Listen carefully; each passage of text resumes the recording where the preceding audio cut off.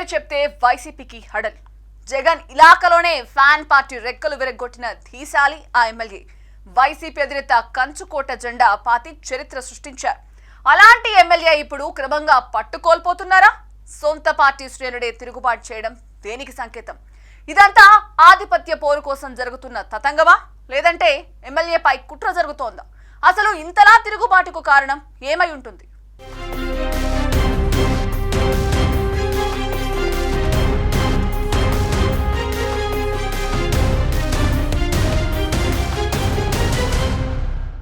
గత అసెంబ్లీ ఎన్నికల్లో కడప జిల్లాలో దుమ్మురేపే విజయం సాధించిన కూటమి ప్రభుత్వం ఇప్పుడు ఆ నియోజకవర్గంలో పట్టుకోల్పోయే పరిస్థితి తెచ్చుకుందట. సొంత పార్టీ నేతల మధ్య సఖ్యత లేక రోడ్డెక్కుతున్నారట.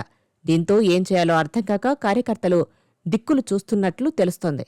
కడప జిల్లా పేరు వింటేనే దివంగత నేత వైఎస్ రాజశేఖరరెడ్డి పేరు గుర్తుకొస్తుంది.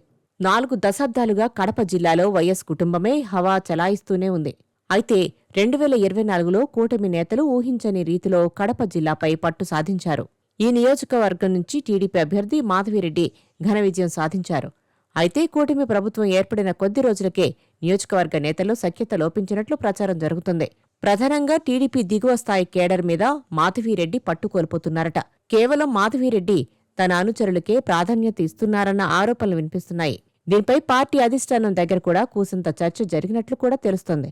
అధికారం లేనప్పుడు పార్టీని భుజాలపై మోసిన కార్యకర్తలను పట్టించుకోవడం లేదన్న ఆరోపణలే కాదు, కేవలం ఆమె ఓ సామాజిక వర్గానికి చెందిన వారికే పెద్దపీట వేస్తున్నట్లు కూడా కడప నియోజకవర్గాల్లో ప్రచారం జరుగుతుంది. దీంతో చాలామంది మండల స్థాయి నేతల్లో అసమ్మతి సెగలు రేగుతున్నాయి. తాజాగా అది బట్టబయలైంది. తెలుగుదేశం పార్టీలో జరుగుతున్న అన్యాయాన్ని ప్రశ్నించాలనే ఉద్దేశంతో దీన్ని వేదికగా తీసుకున్నాము. మాకు గత 20 సంవత్సరములు వైసీపీ ప్రభుత్వం, వైసీపీ, కాంగ్రెసు కడపలో ఎమ్మెల్యేగా ఉన్నారు. తర్వాత ఇది మాధవిరెడ్డి గారికి అసెంబ్లీ నియోజకవర్గం ఇన్ఛార్జిగా ఇవ్వడం జరిగింది. ఇచ్చినది మేము తిరుమల తొలి గడప దేవుని గడప శ్రీ లక్ష్మీ వెంకటేశ్వర స్వామి సన్నిధి యందు ఆ రోజు ముక్కుకొని ఈమెను గెలిపించుకోవాలనే ఉద్దేశంతో ముక్కుబడి చేసుకున్నాము. తర్వాత అంతంతై ఎక్కడికో వెళ్ళిపోయి ఆ మాధవిరెడ్డి గారు విజయం సాధించినారు. విజయం సాధిస్తే కార్యకర్తల అందరిలో ఆశాభావాలు కనిపించినాయి. కానీ కొన్ని నాళ్ళకే వైసీపీ వాళ్ళు ఇది గమనించి 8 మందిని, అంటే దిగ్పాలకులు 8 మంది కార్పొరేటర్లను తెలుగుదేశం పార్టీలోకి పంపించి మాకు దరిద్రం పట్టేట్టుగా చేసినారు. ఇది ఏమాత్రం సహించము.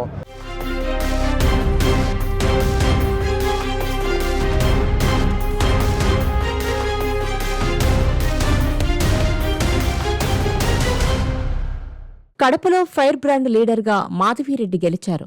గెలిచింది తొలిసారి అయినప్పటికీ ఆమె నిత్యం వార్తల్లో ఉంటున్నారు.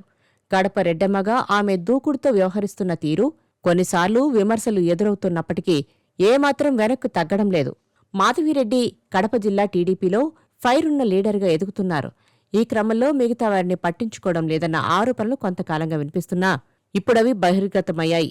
ఎమ్మెల్యే మాధవిరెడ్డి, ఆమె భర్త శ్రీనివాసరెడ్డి పట్ల టీడీపీ నాయకులు పలువురు నిరసనకు దిగారు. తెలుగుదేశం పార్టీ జెండాలు మోసిన వారిని, ఎమ్మెల్యే గెలుపు కోసం కష్టపడ్డ వారిని పక్కన పెట్టి వైసీపీ నుంచి వచ్చిన వారికి ప్రాధాన్యం ఇస్తున్నారంటూ వారు అసంతృప్తి వ్యక్తం చేస్తూ దేవుని కడపలో ర్యాలీ నిర్వహించారు.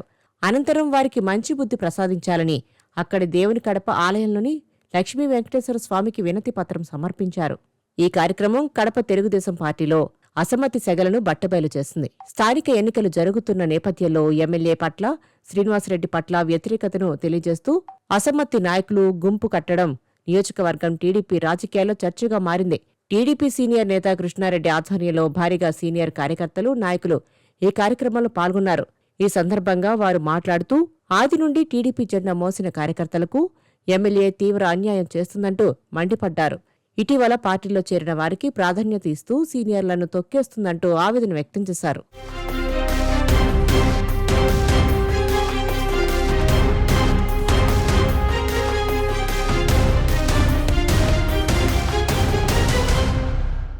కార్యక్రమం ముగిసిన తర్వాత కమలాపురం సీనియర్ నాయకుడు, రాష్ట్ర ఉపాధ్యక్షుడు పుత్త నరసింహారెడ్డిని పలువురు టీడీపీ నాయకులు కలిశారు. కడప నియోజకవర్గానికి చెందిన సీనియర్ నాయకులు కృష్ణారెడ్డి, మురళి, కొండా సుబ్బయ్యతో పాటు మహిళా నేతలు, యువ కార్యకర్తలు కూడా ఉన్నారు. వారు తమ ఆవేదనను వ్యక్తం చేస్తూ ఎమ్మెల్యే మాధవిరెడ్డి పార్టీ కోసం కష్టపడిన మమ్మల్ని పట్టించుకోవడం లేదు, ఏదైనా ప్రశ్నిస్తే వెంటనే కేసులు పెట్టించి పోలీసులతో బెదిరిస్తున్నారు అని వాపోయారు. అలాగే జిల్లా అధ్యక్షుడు ఎమ్మెల్యే ఆగడాలు భరించలేని స్థితికి చేరాయని, అంబేద్కర్ రాజ్యాంగం కడపలో నడవడం లేదని, ఇక్కడ శ్రీనివాసరెడ్డి రాజ్యాంగమే నడుస్తుంది అని ఆరోపించారు. ఎమ్మెల్యే గెలవడానికి పోరాడామని, కానీ గెలిచాక తమను పక్కన పెట్టేశారని, ఇప్పుడు వైసీపీ కార్పొరేటర్లను పార్టీలోకి తీసుకుని వారికే ప్రాధాన్యత ఇస్తున్నారని, సీనియారిటీ ఉన్న తమను పట్టించుకోకుండా వారికి దగ్గరగా ఉన్న వారికే పదవులు, బాధ్యతలు ఇస్తున్నారు అని అన్నారు. చివరగా తమ సమస్యలను అధిష్టానం దృష్టికి తీసుకువెళ్లాలని, సీఎం చంద్రబాబు, లోకేష్లను కలిసేలా మీరు ఏర్పాట్లు చేయాలి అంటూ పుత్త నరసింహారెడ్డికి వినతిపత్రమిచ్చారు. ఇదంతా బహిరంగంగా జరగడంతో అసలు కడప టీడీపీలో ఏం జరుగుతుంది అంటూ సర్వత్రా చర్చగా మారింది.